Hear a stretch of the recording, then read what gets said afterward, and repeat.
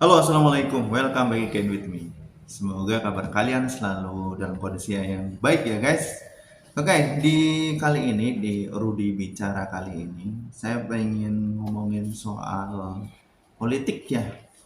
Jadi mungkin dalam beberapa hari ini kita sudah melihat pertunjukan politik dari berbagai partai politik yang ada di Indonesia, di mana itu sudah mencalonkan calon presiden dan calon wakil presiden.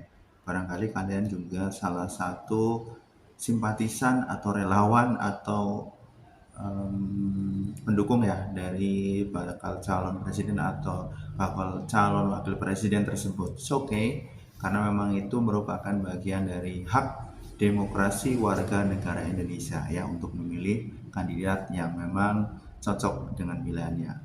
Tapi kalau saya pribadi, karena saya itu belum menjatuhkan pilihan, jadi saya masih melihat ini ya, visi misi, kemudian program dan apa yang ditawarkan oleh calon presiden dan calon wakil presiden. Ya, ya setidaknya jadi tahu lah ya daripada sekedar hanya dukung mendukung tanpa tahu visi misinya. Nah, terus yang penting juga guys, ternyata berita-berita di TV itu membuat kita pusing nggak sih dengan berita politik ini? Aduh, sorry ada iklan.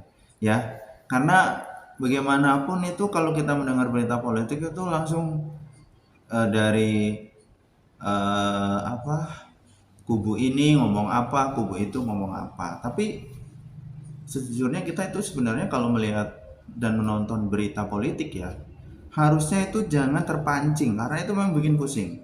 Karena bagaimanapun politik di tingkat elit itu beda dengan di tingkat bawah ya. Karena di tingkat elit mereka tuh sebenarnya berkawan.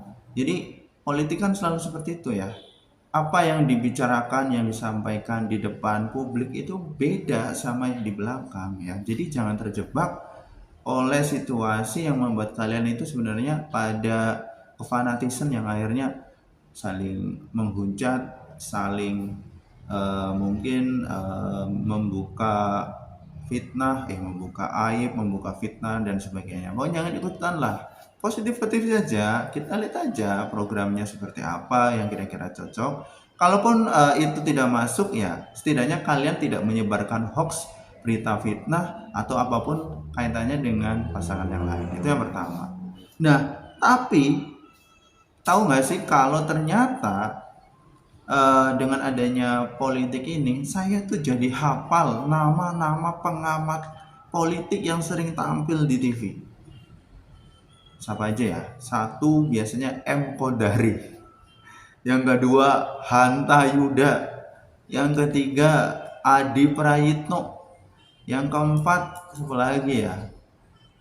Itu kayaknya sering muncul ini yang kedai kopi itu ya. Itu sering muncul pengamat-pengamat politik yang ya menganalisis peristiwa politik ya. Jadi salah satunya adalah saya jadi tahu pengamat-pengamat politik yang setidaknya saya tuh nggak tahu siapa itu Adi Prayitno, siapa itu Hanta Yuda, siapa M Kodari ya. Tapi sekarang jadi tahu ya.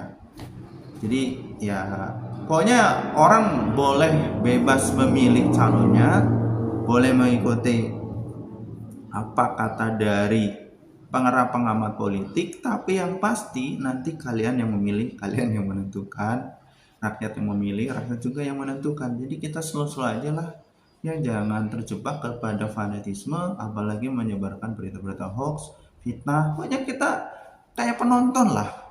Jadi nikmati setiap pertunjukan yang ditunjukkan, yang dipertontonkan oleh para politisi. Menarik sih, cuman kita ya jangan dipikir banget karena nanti itu bisa membuat kepusingan ya. Karena politik itu kadang selalu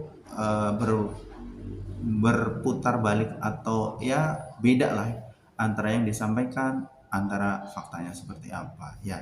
Kita hanya bisa menilai, kalian bebas menilai, tapi yang jelas karena ini tahun politik, situasinya akan semakin panas, situasinya akan semakin hangat, setiap orang akan ya menunjukkan sisi-sisi ide gagasan kemudian juga barangkali pendukungnya akan menyampaikan kritikan dan sebagainya, itu wajar. Tapi yang jelas ya kembali lagi, kita jangan terbawa suasana. Yang penting santai, cool, dan tenang dalam menyikapi perbedaan.